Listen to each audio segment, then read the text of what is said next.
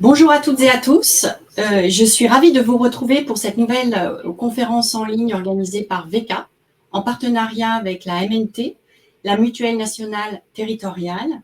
La MNT est la première mutuelle des agents des services publics locaux en santé et en prévoyance. Elle protège plus d'1 million de personnes et elle accompagne les agents et les collectivités afin qu'ils puissent exercer au mieux leur mission d'intérêt général. La MNT accompagne notamment les agents et les collectivités dans les enjeux liés à la protection sociale.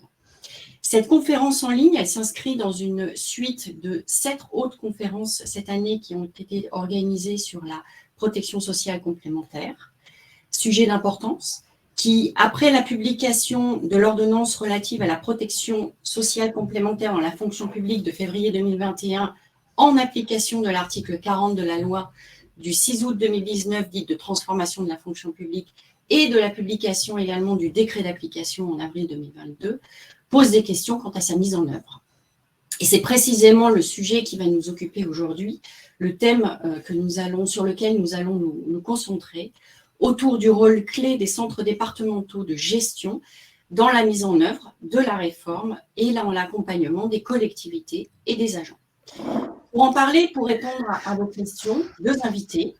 Caroline Régnier, DGA du Centre de gestion de la fonction publique territoriale du Nord et membre du CA de l'Association nationale des directeurs et directeurs adjoints des centres de gestion, et directrices adjointes, bien évidemment, et au sein de laquelle elle préside la commission gestion des risques. Thierry Sénamo, directeur de la Fédération nationale des centres de gestion, FNCDG. Nos invités aborderont notamment les points suivants. En quoi le décret, les textes que j'ai précités renforcent le rôle des CDG. On fera un petit retour également sur les avantages réciproques entre labellisation et convention de participation pour mieux comprendre les enjeux de la mise en œuvre de ces conventions et de l'accompagnement par les centres de gestion. Comment ça se passe concrètement? Quelle est concrètement la procédure? L'enjeu de la communication sur ces conventions. Mais vous le savez, la priorité de ces conférences en ligne, c'est de répondre à vos questions. Nous en avons déjà reçu un certain nombre. N'hésitez donc surtout pas à continuer à les poser via l'onglet « Questions » que vous trouverez dans l'interface Livestorm en bas à droite de votre écran. Nos intervenants feront leur possible pour y répondre. Enfin, nous vous rappelons que cette conférence en ligne fait l'objet d'un enregistrement.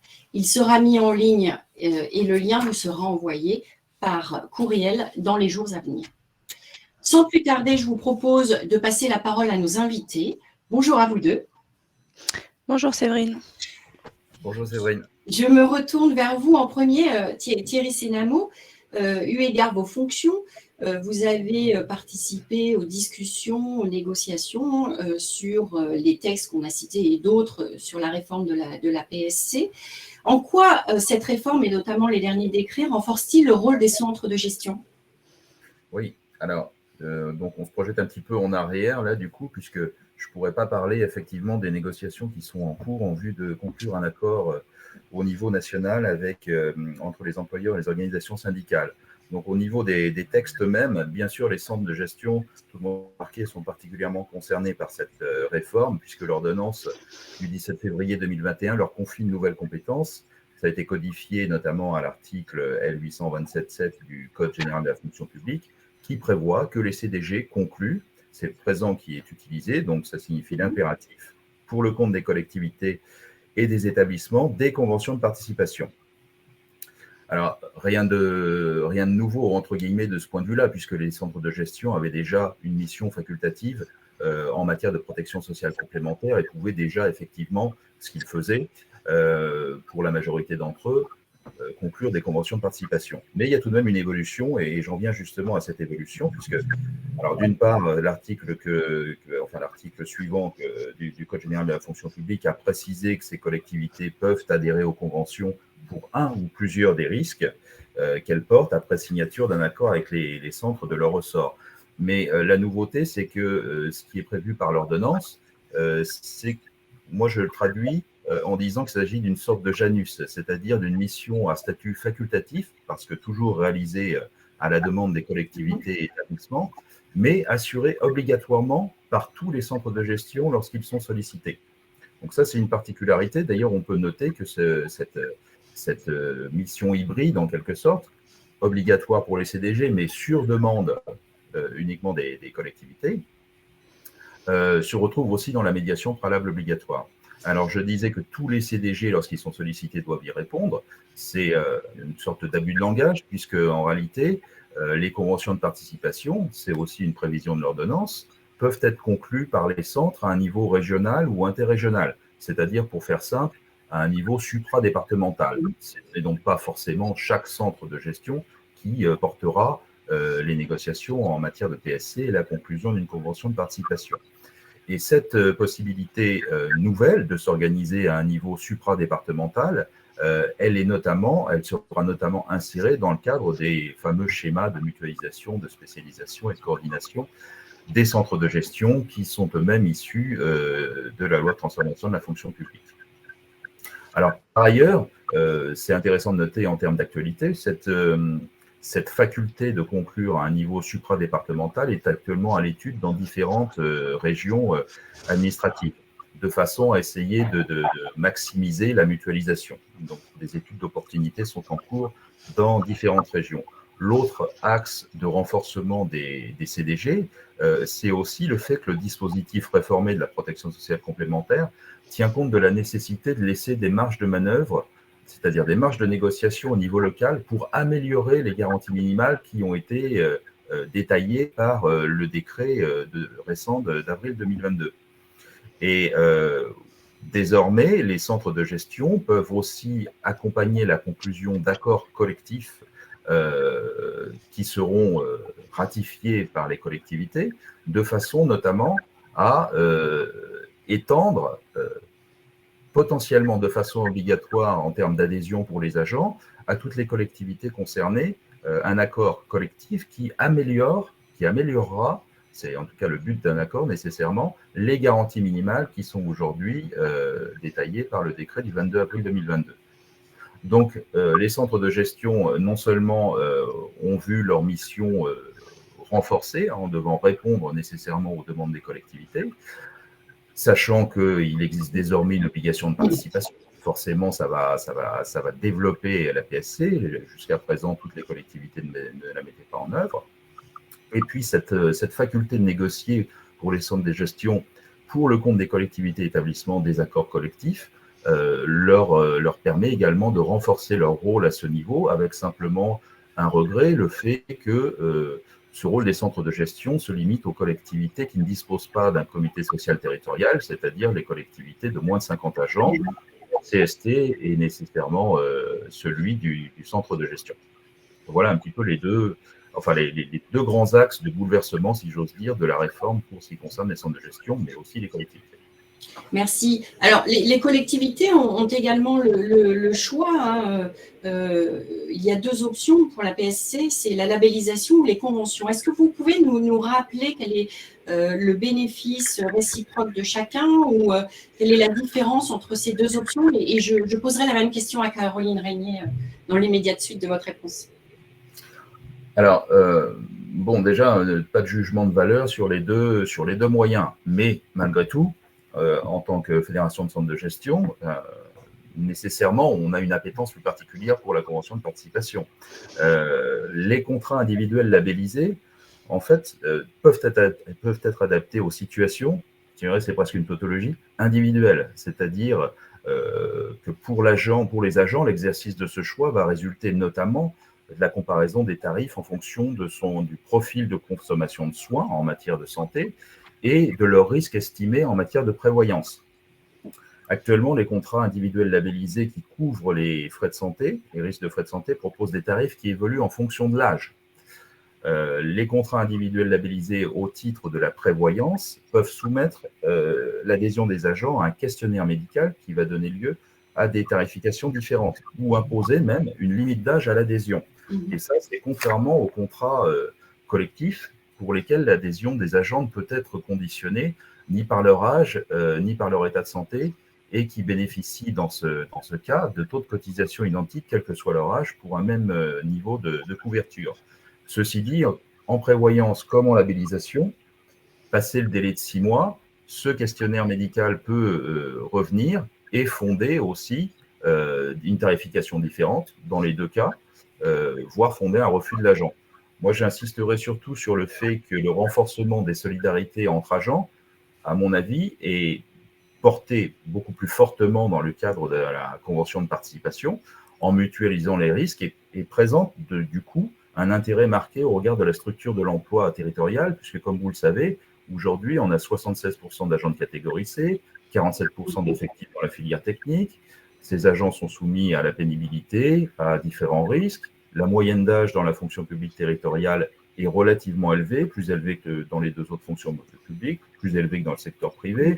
Elle s'élève à environ 47 ans. Et la part des plus de 50 ans aussi représente un agent sur 3. Donc, au regard de ces risques, la convention de participation peut davantage couvrir les personnes qui sont véritablement exposées à ces risques que la labellisation, à mon sens, qui peut, là je parle en matière de santé, s'adresser peut-être davantage à de jeunes agents qui estiment que leur risque dans le domaine n'est pas excessif et qui peuvent peut-être effectivement trouver des tarifs intéressants par la voie des contrats individuels. Mais lorsqu'on est soumis à des risques, une convention de participation peut sembler effectivement plus intéressant et on ne peut pas être refusé aussi facilement, si j'ose dire, qu'en matière de labellisation. Mais c'est aussi, et ce sera pour terminer sur ce point, le rôle du dialogue social que d'évaluer les avantages, les mérites réciproques de la labellisation et de la convention de participation. Et in fine, c'est au choix de la collectivité aussi de s'orienter vers telle ou telle voie, puisque les deux peuvent donner lieu à la condition que des vérifications en matière de solidarité soient effectivement accomplies, être des voies praticables selon les circonstances.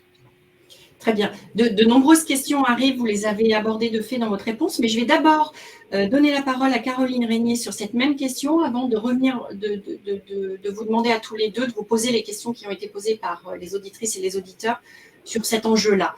Alors, Caroline Régnier, vous, sur les logiques labellisation ou convention?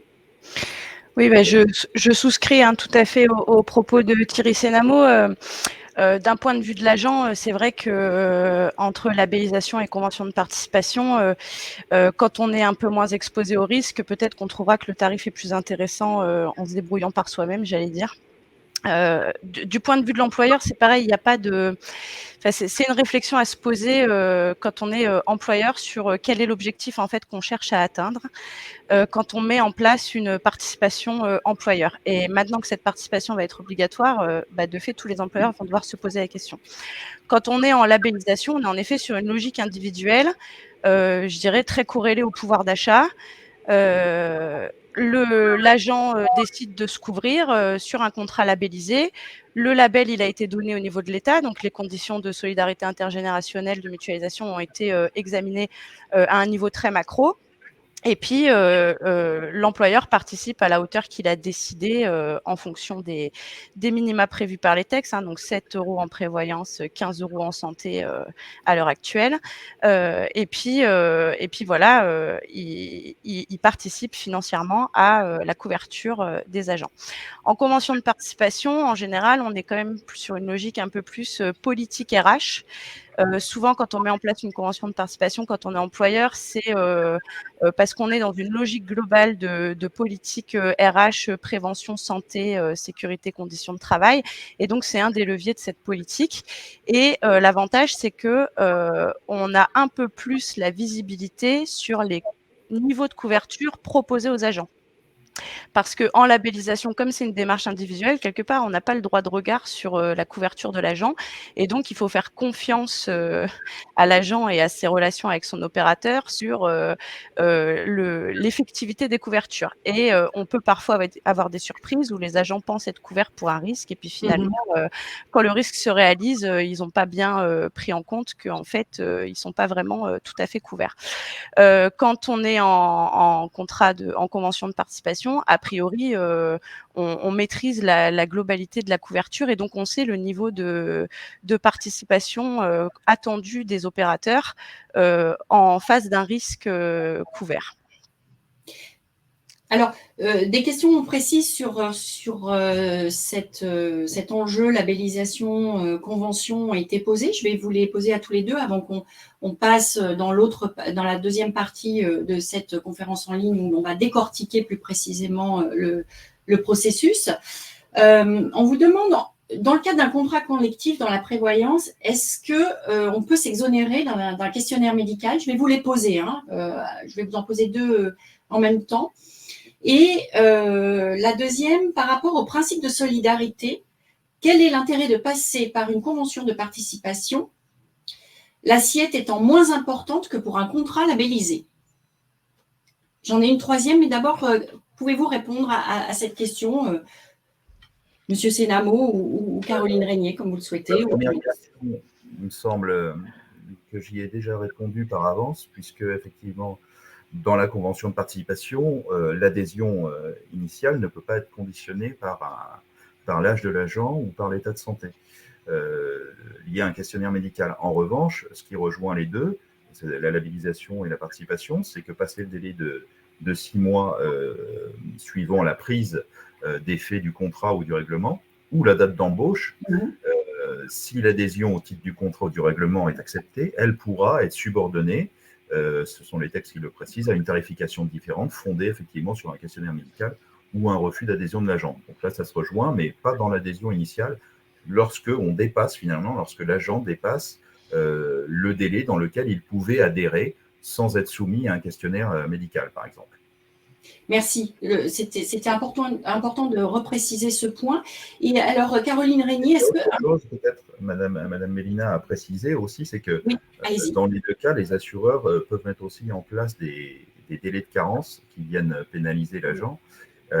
Ces délais de carence ne sont pas pratiqués dans le cadre des conventions de participation à adhésion obligatoire. Très bien, merci de cette précision. Caroline Régnier, un contrat collectif, la question suivante, un contrat collectif dans la prévoyance ne permet-il pas de s'exonérer du questionnaire médical? C'est la réponse à laquelle on vient de... Enfin, c'est ce que M. Sénamo vient de préciser. Elle est reposée. Donc peut-être c'est important de revenir. C'est-à-dire qu'en fait, quand on lance une convention de participation, que ce soit au niveau de l'employeur ou au niveau d'un centre de gestion, on lance une consultation sur la base d'une sinistralité qu'on a enquêtée et donc on donne des données de sinistralité à l'opérateur qui se positionne. L'opérateur, à partir de ce positionnement, il prévoit en effet une tarification et donc quand la convention est mise en place, pour tous les agents qui rentrent dans la convention au moment où elle est mise en place, il n'y a pas de questionnaire santé. Après, il y a la possibilité, en effet, pour l'opérateur de prévoir, passé un certain délai, l'entrée dans le contrat soumise à un questionnaire santé. Mais ça, c'est parce que l'opérateur, dans la maîtrise financière de son contrat, il a des données à un instant T, et puis quand tout bouge à un instant T plus 1, il faut bien qu'il puisse aussi réagir. Mais c'est vrai qu'il n'y a pas de questionnaire santé à l'entrée au moment où le contrat est mis en place. Merci. Comme ça, les réponses sont précises par rapport à la formulation des questions. Alors, justement parfois pour l'éviter ultérieurement, c'est justement parfois pour l'éviter que sont mis en place par le questionnaire médical, que sont mis en place des délais de carence qui peuvent aller de 6 à 12 mois. Mais forcément, l'agent se trouve pénalisé par ce délai de carence. Merci. On sort de cet enjeu labellisation conventionnement pour ce moment d'introduction que l'on vient de passer, avec des questions sur les enjeux en termes de dialogue social et du rôle des élus, même si on reviendra dans la troisième partie de cette webconférence sur cet enjeu-là. Mais deux questions me semblent importantes à ce niveau.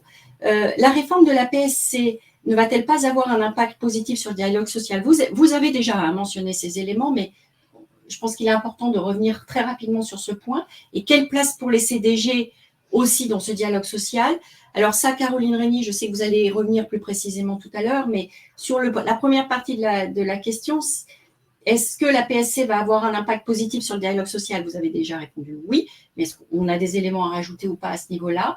Et est-ce que ça ne redonne pas aux élus leur véritable rôle d'employeur, cette réforme de la PSC?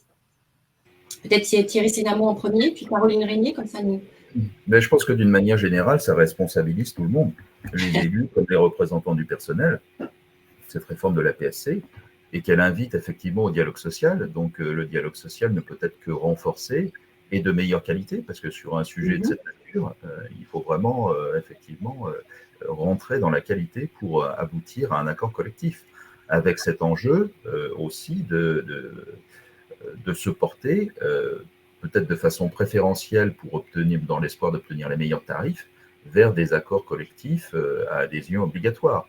Donc nécessairement, ça nécessite de rassembler la majorité des organisations, enfin pas la majorité des organisations syndicales, mais que ces organisations syndicales représentatives, leur avis puisse permettre de conclure un accord de façon à rendre cet accord collectif obligatoire, avec l'adhésion obligatoire pour tous les agents.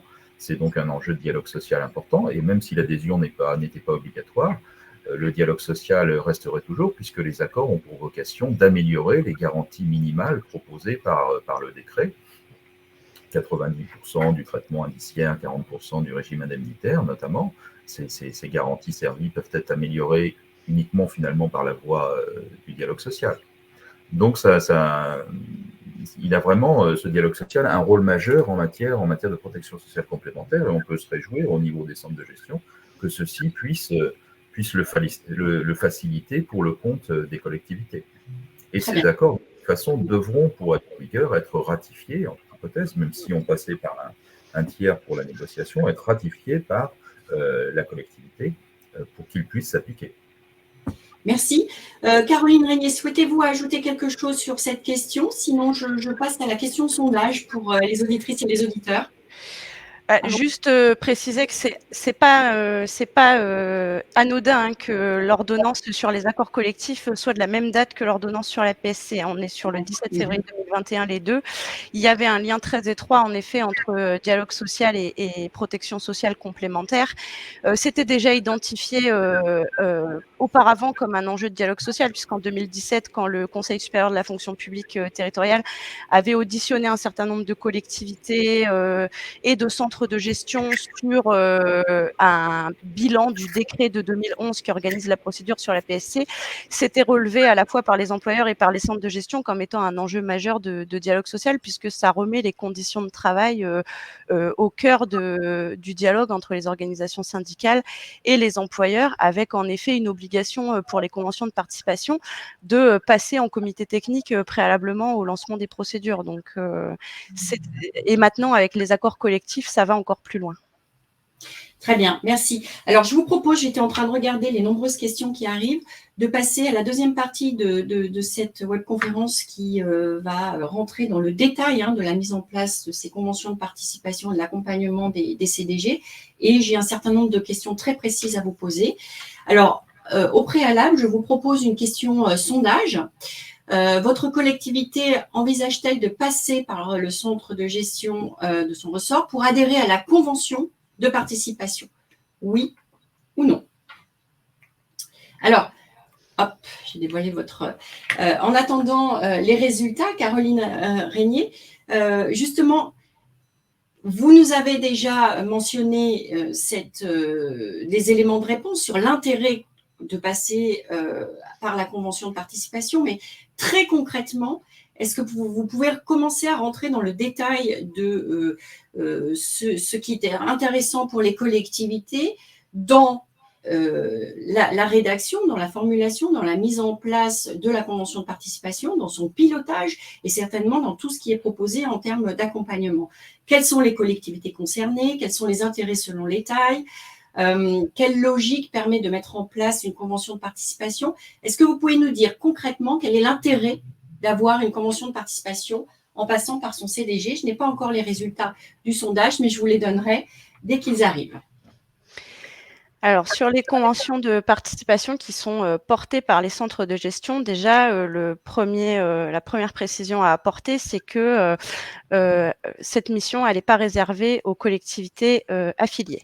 C'est-à-dire que le centre de gestion pourrait, de manière absolue, porter une convention de participation qui pourrait inclure l'ensemble des collectivités du département, y compris celles de plus de 350 agents qui ne sont pas affiliés au centre de gestion. Alors, quel intérêt pour une très grosse collectivité de venir dans la convention de participation du centre de gestion? Il n'y en a pas fortement, puisque l'un des avantages qu'on met en avant, c'est la question de la technicité de la procédure. Et il est vrai qu'en général, les très grandes collectivités sont plutôt bien armées en termes de procédure et de portage de cette procédure. Pour les plus petites et les moyennes, le centre de gestion, c'est vraiment un outil, je dirais presque indispensable pour aller vers la convention de participation, et pour plusieurs raisons. D'abord, en effet, la complexité de la procédure. C'est une procédure assez lourde, assez technique. On est hors cadre de la commande publique, mais on est quand même avec des critères très inspirés de la commande publique, avec des critères de sélection des offres qui sont imposés par le pouvoir réglementaire, puisque c'est le décret de 2011 qui fixe les critères de sélection des offres.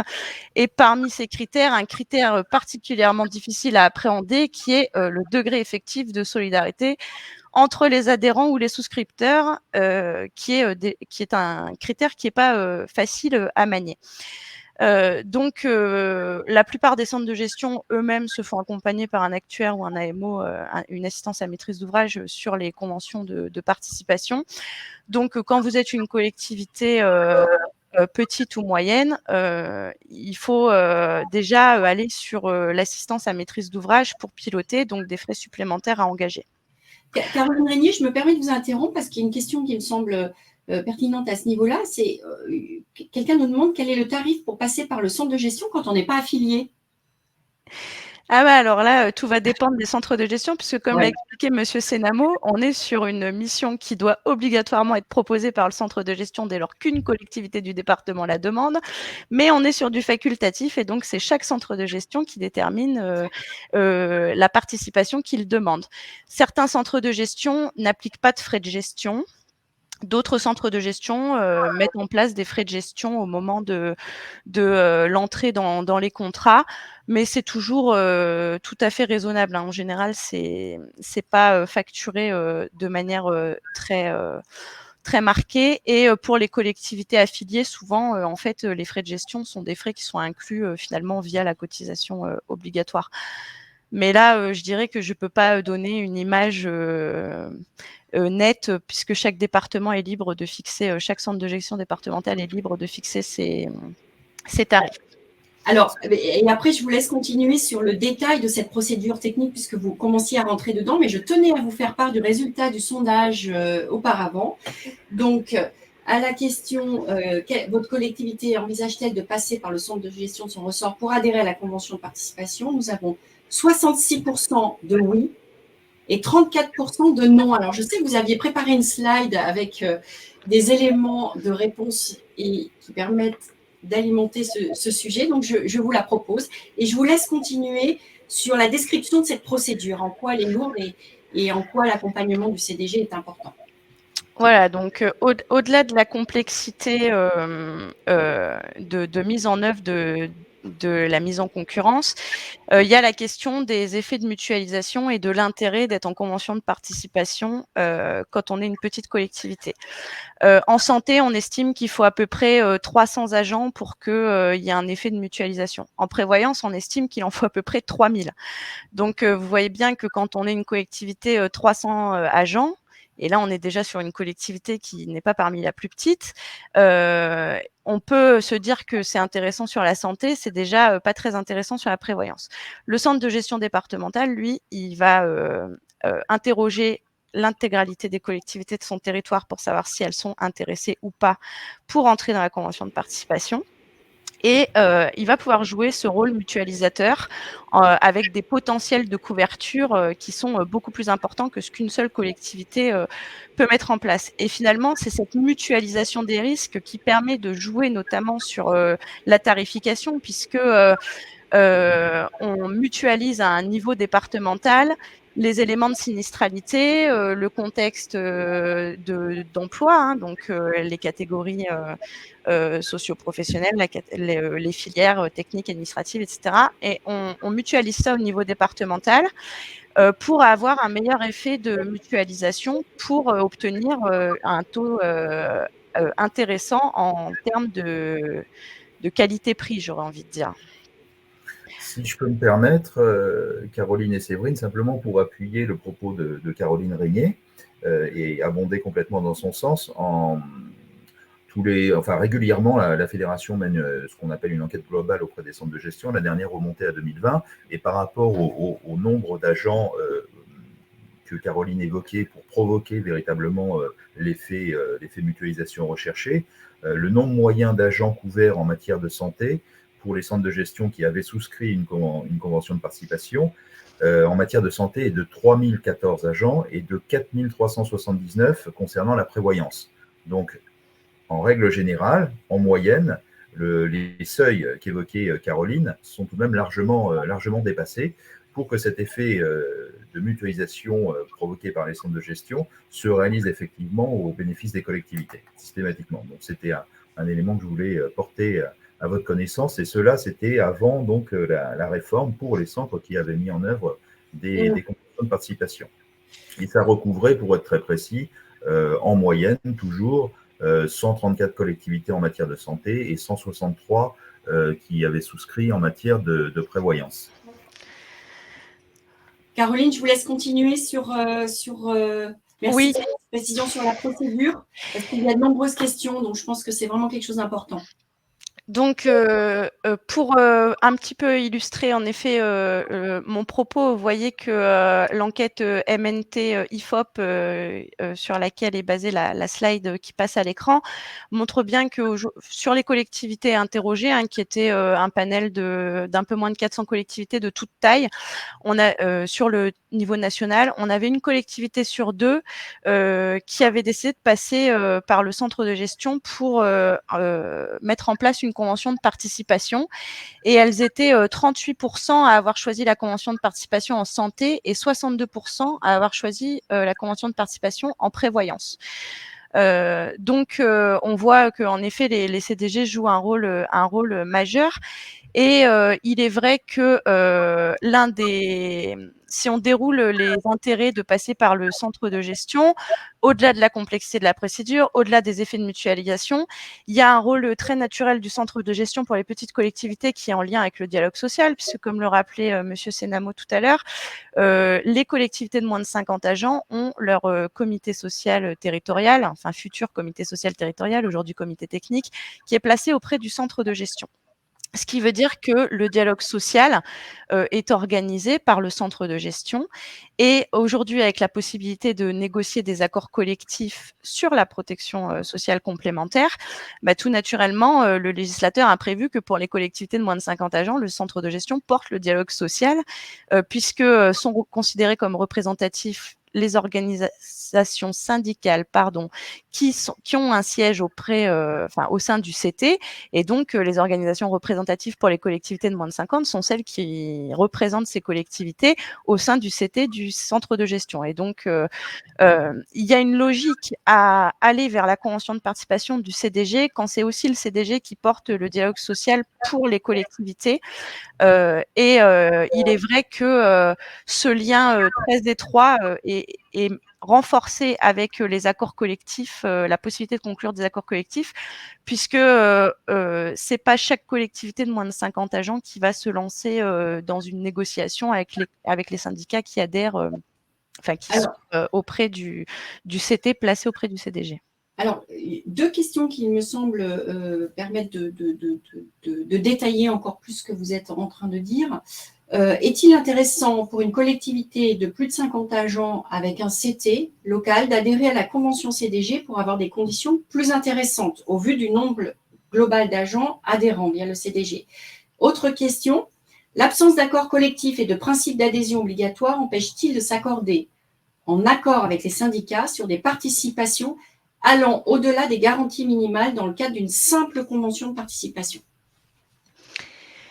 Alors, sur la première question, l'intérêt, c'est l'effet de mutualisation. C'est-à-dire que même si le dialogue social n'est pas porté par le centre de gestion, le fait est qu'on n'a pas le même effet de mutualisation sur une collectivité qui va avoir un potentiel de couverture d'une centaine d'agents et au niveau départemental où on peut avoir un potentiel de couverture qui va bien au-delà et donc un effet de mutualisation qui va bien au-delà.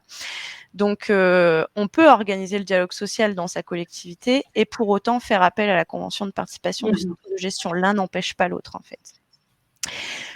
Sur votre deuxième question, si vous pouvez me la rappeler.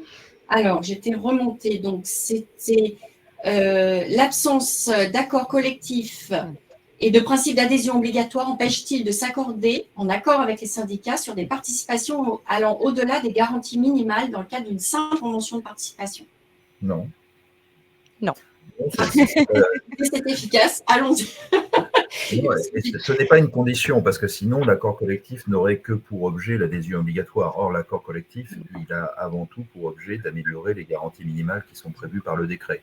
L'adhésion obligatoire est une faculté supplémentaire et qui viendra, comme je commençais à l'esquisser, probablement soutenir l'effort de mutualisation des centres et permettre d'avoir une relation plus forte côté employeur vis-à-vis des assureurs, dans la mesure où lorsque vous pouvez déterminer via un accord collectif à adhésion obligatoire le panier de collectivités et le nombre d'agents qui nécessairement adhéreront à une convention de participation, eh bien les choses sont d'emblée très claires dans la future relation contractuelle avec les assureurs, et ça leur permet aussi d'avoir de meilleures prévisions sur l'avenir.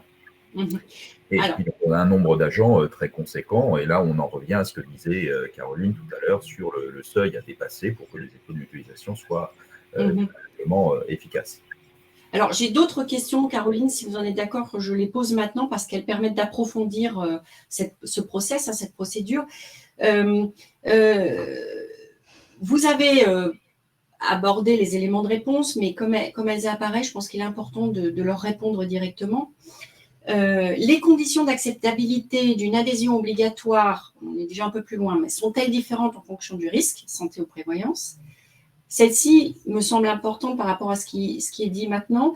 Est-ce que plusieurs collectivités peuvent se regrouper en vue de mettre en place une convention de participation, départements et régions, sans passer par l'intermédiaire du CDG? Et la mutualisation des risques n'est-elle pas plus importante et donc plus intéressante au niveau national avec la labellisation? Voilà, 3 questions. Je vous laisse répondre dans l'ordre que vous souhaitez. Alors, sur la dernière, sur la labellisation au niveau national, comme je le disais, en effet, les contrats sont labellisés au niveau national et ensuite, il y a pléthore d'offres qui sont déclinées sur le marché et donc, il appartient à chaque agent en responsabilité et conscience de se positionner sur le niveau de garantie qu'il souhaite et donc d'examiner lui-même les conditions, les petites clauses, ce qui est vraiment couvert, ce qui n'est pas vraiment couvert, etc. Et parfois, il faut quand même dire que ça mène à des surprises où les agents pensent qu'ils sont couverts pour un risque et puis finalement, le risque se réalise et ils ne sont pas couverts. Donc, en effet, les contrats, s'ils sont labellisés, c'est qu'il y a eu un examen de la solidarité intergénérationnelle, etc., au niveau national.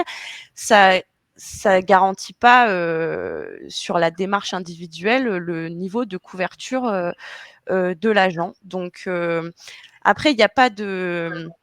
C'est une question de positionnement, de savoir est-ce qu'on laisse le libre choix aux agents de leur couverture ou est-ce qu'on souhaite avoir un droit de regard, entre guillemets, sur les couvertures qui sont proposées et ce dont les agents bénéficieront in fine. Donc ça, c'est vraiment une question à se poser en préalable, mais l'effet de mutualisation qu'on offre au niveau départemental, il est aussi plus proche de la réalité du territoire et donc plus proche de la réalité de la collectivité. Donc, c'est vraiment le niveau départemental, voire le niveau interdépartemental parfois, puisque plusieurs centres de gestion réfléchissent aussi quand ils ont des éléments de sinistralité comparables au niveau de leur territoire, d'aller sur un niveau interdépartemental, permet aussi cet effet de mutualisation. Comme je vous le disais, sur une convention de participation, en santé, il suffit de 300 agents pour avoir un bénéfice de mutualisation, en prévoyance 3000. Donc, le niveau départemental ou interdépartemental, il est capable de couvrir ce seuil de participation. Ensuite, il y avait une question sur l'adhésion obligatoire, hein, c'est ça? Oui. L'acceptabilité de l'adhésion obligatoire. Alors, je dirais qu'aujourd'hui, sur l'adhésion obligatoire, on est quand même sur les prémices, hein, puisqu'on est sur le tout début des accords collectifs. Donc, on n'a pas encore beaucoup de recul sur le dialogue social qui est mis en place autour de ça. Et il y a encore des incertitudes puisque on est toujours en attente de la refonte du décret de 2011 qui doit notamment aborder un certain nombre de questions qui seront en lien avec l'acceptabilité ou la non-acceptabilité de l'adhésion obligatoire. En santé et en prévoyance, ça s'appréhende pas de la même manière. En santé, c'est vrai que on sait que le décret qui va intervenir prévoira des cas d'exclusion automatique de l'adhésion obligatoire, notamment quand on est couvert déjà par son conjoint ou des choses comme ça, puisque dans le privé, il y a des obligations de couverture. Donc, de fait, il y a déjà toute une partie des agents qui sont couverts par ces mécanismes-là. Donc, sur la santé, ça se pose de manière différente. Sur la prévoyance, l'intérêt majeur, mais majeur, hein, d'une participation obligatoire, d'une adhésion obligatoire des agents, c'est d'obtenir un taux de couverture effectif maximal des populations qui s'estiment les moins à risque et qui, le jour où le risque se réalise, se trouvent dans des situations dramatiques. Mmh. La prévoyance, ça sert à couvrir l'incapacité, l'invalidité de travail. Dans la fonction publique territoriale, un départ à la retraite sur 10 se fait dans le cadre de l'invalidité. C'est des chiffres de 2017. Donc, Donc, si ça se trouve, ça a encore augmenté. On a seulement 59% des agents de la territoriale qui sont couverts en prévoyance. Parce qu'on appréhende le risque prévoyance comme on appréhende le risque santé. C'est-à-dire qu'on regarde sa condition de santé personnelle et on se dit, je ne suis pas un agent à risque. Sauf que vous avez 30 ans, vous partez en vacances, vous avez un accident, vous êtes immobilisé, 3 mois d'arrêt maladie, vous passez à demi-traitement. Donc, l'adhésion obligatoire, elle se pose dans ces termes-là. Elle se pose sur comment on arrive à couvrir les agents qui s'estiment les moins à risque pour les faire entrer dans les conventions de participation. Il n'y a pas que l'adhésion obligatoire comme mécanisme. Il y a aussi toute la pédagogie autour de à quoi sert la prévoyance et pourquoi il faut se couvrir. Mais l'adhésion obligatoire, c'est aussi en termes de soutenabilité économique du contrat, la garantie de faire rentrer dans le contrat tous les agents et pas seulement les plus à risque, pour obtenir aussi dans les effets de mutualisation qu'on recherche, un effet de couverture de risques qui vont des moins risqués aux plus risqués et de ne pas être systématiquement sur des populations les plus exposées au risque. Après, il est vrai qu'en termes de liberté de choix, etc., c'est quelque chose qui doit vraiment se discuter dans le cadre du dialogue social, avec un cadre législatif et réglementaire qui n'est pas encore tout à fait stabilisé. Voilà. Et qui pourra être ensuite intégré aux conventions. Voilà, donc c'est vrai qu'aujourd'hui, c'est un peu la difficulté de rentrer dans cette démarche. Alors, l'heure tourne et il y a encore quelques questions, mais globalement, on y a répondu. Mais il y a quand même deux axes que l'on souhaitait traiter ensemble sur comment mettre en place très concrètement une convention de participation sous accord majoritaire. Caroline Régnier, est-ce qu'il y a des éléments que vous souhaitiez rajouter, parce que la question est posée directement, et ensuite on passera à l'enjeu de la communication sur la réforme de la PSC. Je crois que tous les deux, vous aviez des enjeux importants à souligner et à préciser des modalités d'accompagnement des CSG, justement. Alors, sur les accords majoritaires et l'articulation avec les conventions de participation, tout va dépendre si on est collectivité plus de 50 ou moins de 50. Quand on est collectivité plus de 50, l'accord majoritaire, il va se conclure ou il va se discuter, en tout cas, entre les organisations syndicales qui ont un siège au CT et l'employeur. Et puis, dans le cadre de ce dialogue, on va mettre sur la table le niveau de garantie souhaité, les éventuelles mises en place de politique de prévention associée au déploiement des contrats, et on fait ça en amont en fait du lancement de la convention de participation. Quand on est collectivité moins de 50, c'est le centre de gestion qui peut proposer de porter le dialogue social, et donc là, la procédure en fait prévue par les textes, c'est que le centre de gestion informe les employeurs territoriaux qui relèvent du CT, du CDG, qu'ils mettent en place une procédure de dialogue social en vue de la conclusion d'un accord collectif, déterminant le champ voulu de cet accord, conduit le dialogue social avec les organisations syndicales qui siègent au CT du CDG, et si un accord est conclu, représentatif, donc au moins une organisation syndicale siégeant au CT qui représente au moins 50% des agents, l'accord conclu est envoyé aux employeurs territoriaux qui doivent ensuite le délibérer au sein de leurs assemblées délibérantes pour le valider ou ne pas le valider. Donc même si le centre de gestion est un outil de dialogue social, évidemment l'employeur territorial reste maître de son destin, j'ai envie de dire, et donc doit in fine approuver l'accord pour qu'il se passe. Et c'est là où M. Senamo disait que c'était dommage qu'on n'était pas habilité pour les collectivités jusqu'à 350 agents pour porter le dialogue social, c'est qu'il y a la question de l'articulation pour les collectivités qui ont entre 50 et 350 agents, qui voudront passer par les conventions de participation du centre de gestion, mais qui devront organiser leur dialogue social de manière autonome.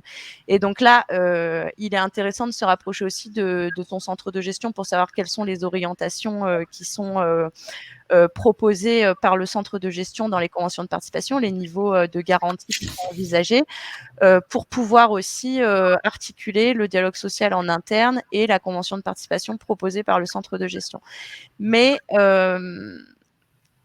il n'est pas... le dialogue social peut être organisé de manière différente à partir du moment où la convention de participation proposée par le CDG est déjà connue, j'allais dire. C'est-à-dire qu'au lieu d'organiser un dialogue social où on va dire qu'est-ce qu'on veut, on va plutôt organiser un dialogue social sur voilà ce que propose le centre de gestion, est-ce que ça convient à nos orientations?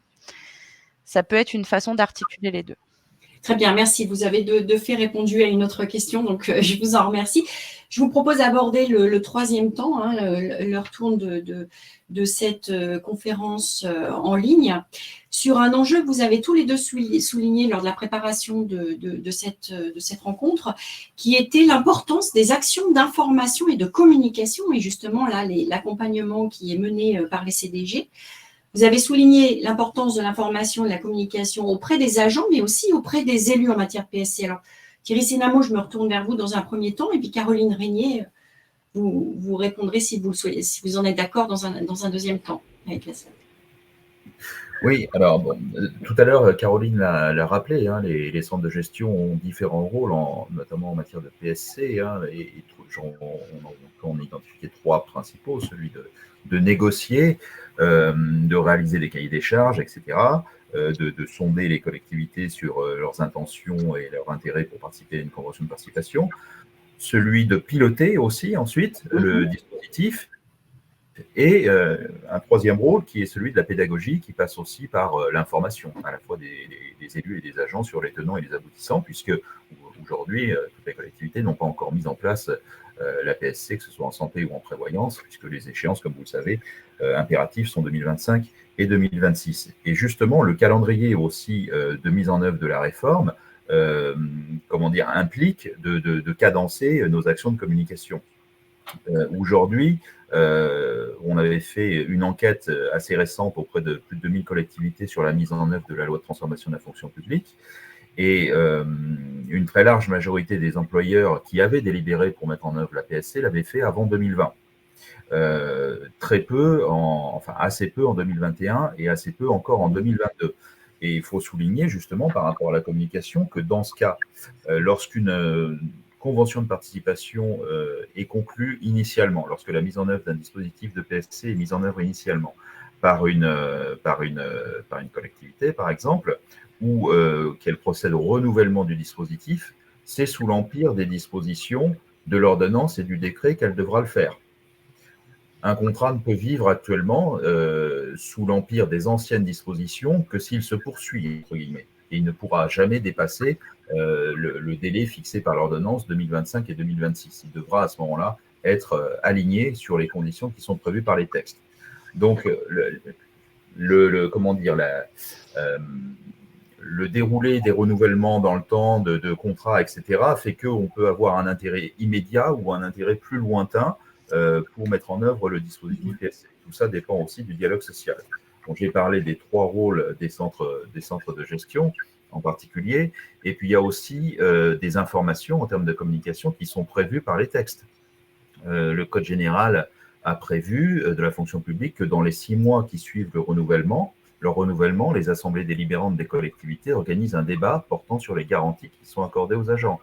De même, l'article 4 de l'ordonnance prévoyait déjà que les assemblées organisent un débat portant sur les garanties accordées aux agents en matière de PSC dans un délai d'1 an à compter de la publication de l'ordonnance.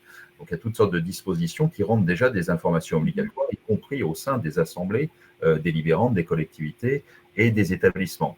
Et puis, bien entendu, comme on l'a déjà dit, dans le cadre du dialogue social, il est de la compétence des, aujourd'hui, comités techniques, demain, comités socio-territoriaux, de connaître des questions d'aide à la protection sociale complémentaire. C'est expressément prévu par le Code général de la fonction publique. Donc, le dialogue, il se réalise à la fois vers les élus, au sein des assemblées, des CDG vers les élus, et aussi au sein des organismes consultatifs et représentants du personnel. Merci.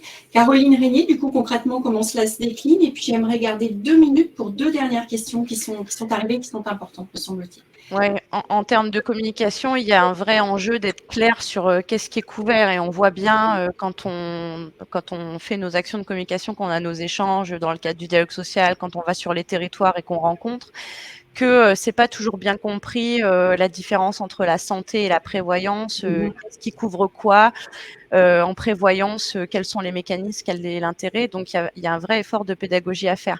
Il y a plusieurs, en effet, temps clés de communication.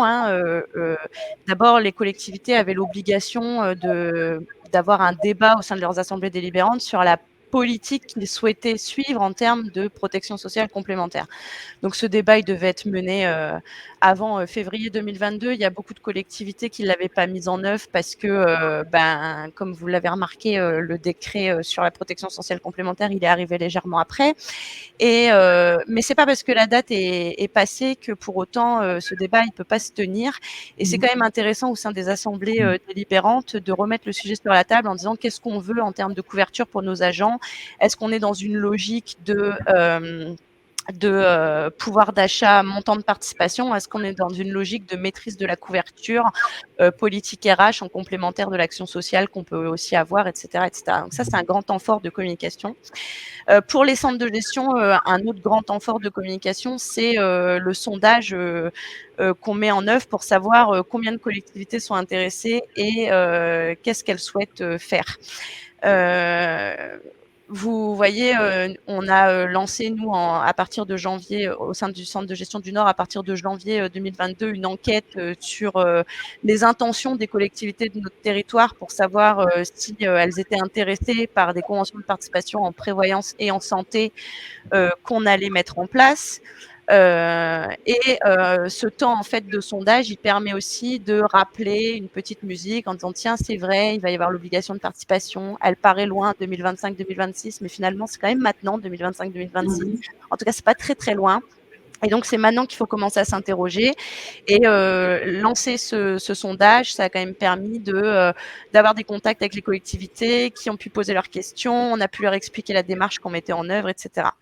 Après, évidemment, il y a tous les temps, en effet, de passage obligatoire en comité technique futur CST, où là, il y a vraiment cette importance de faire preuve de pédagogie aussi auprès de nos organisations syndicales et de nos représentants des employeurs qui siègent au sein de ces instances pour les sensibiliser à la protection sociale complémentaire et quelque part, dès qu'on est dans la logique de rentrer dans une démarche de protection sociale, on sait qu'il y a des étapes. Il y a l'étape de la consultation préalable, il y a l'étape de la mise en concurrence, il y a l'étape de la sélection des candidats, ensuite il y a l'étape du déploiement.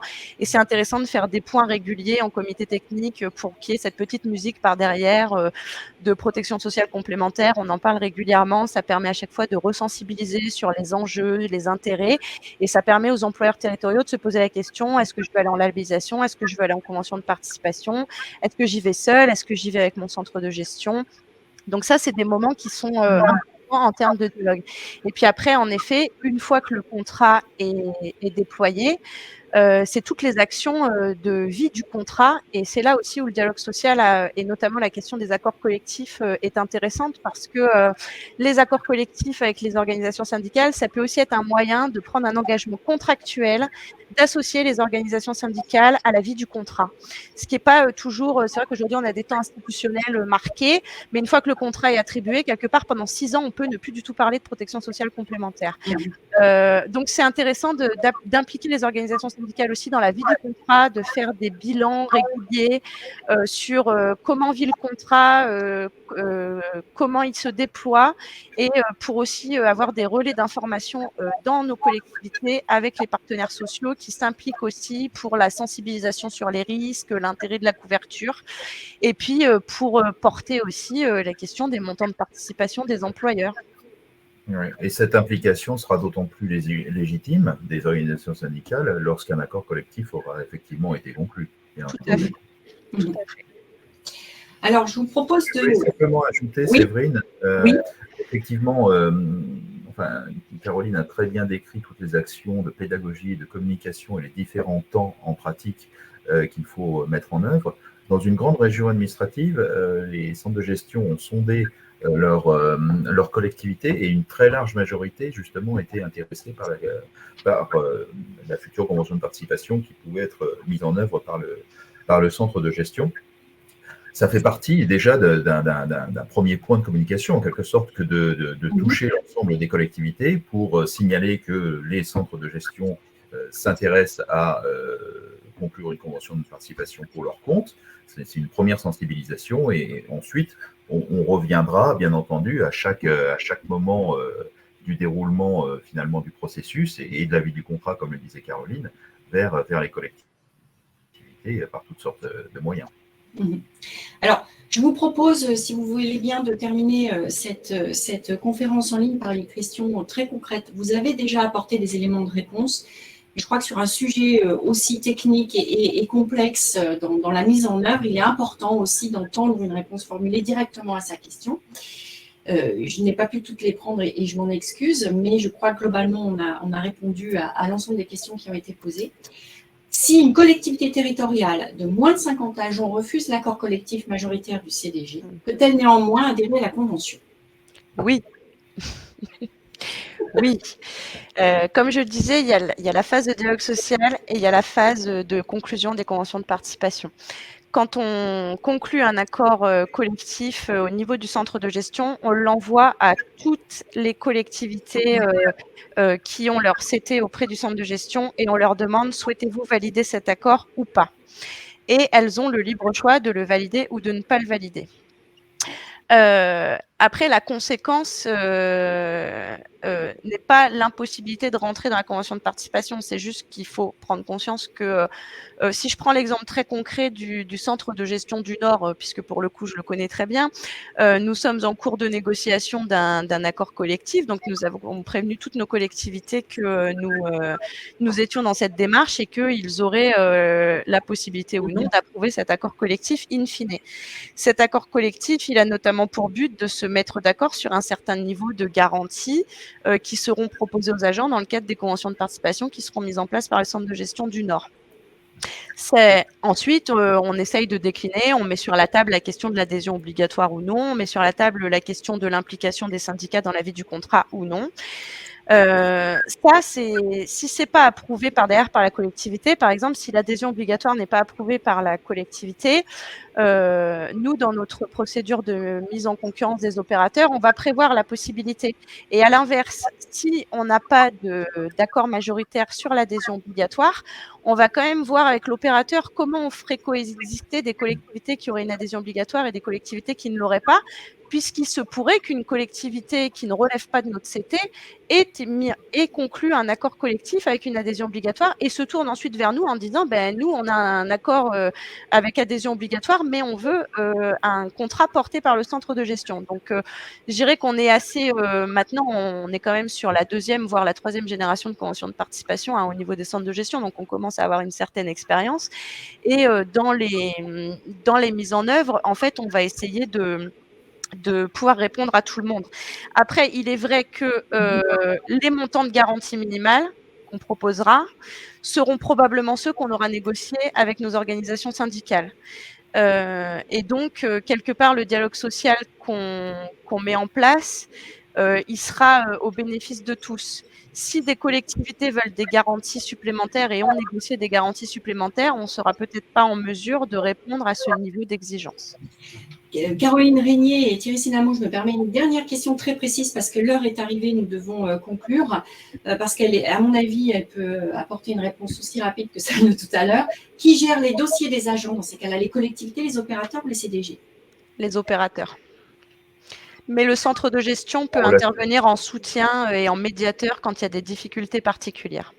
Merci, ce sera le mot. C'est l'intérêt effectivement des conventions de participation, l'appui du centre de gestion, contrairement à la labellisation où l'agent, effectivement, lui, est seul, entre guillemets, dans sa relation avec l'assureur. Merci à vous deux. Je vous propose, nous arrivons à la fin de ce temps dont nous disposions pour cette conférence en ligne et nous allons devoir y mettre un terme. Pour tous ceux qui n'auraient pas eu réponse à leurs questions, VK continue de vous accompagner par le biais de son service VK en ligne expert qui vous permettra de poser directement vos questions d'ordre juridique.